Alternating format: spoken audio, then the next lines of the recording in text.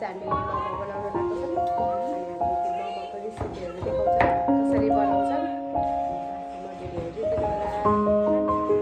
अनि यो चाहिँ चटनीको लागि टमाटर अनि यो पनि सिलाम चटनीको लागि यो चाहिँ मोमोको लागि खुर्सानी रेडी हुनेछ अनि यसमा चाहिँ लसुन अनि प्याजहरू अनि यो किमाको लागि मासु अनि यसमा चाहिँ मसलाहरू छ यसमा चाहिँ गाई चिया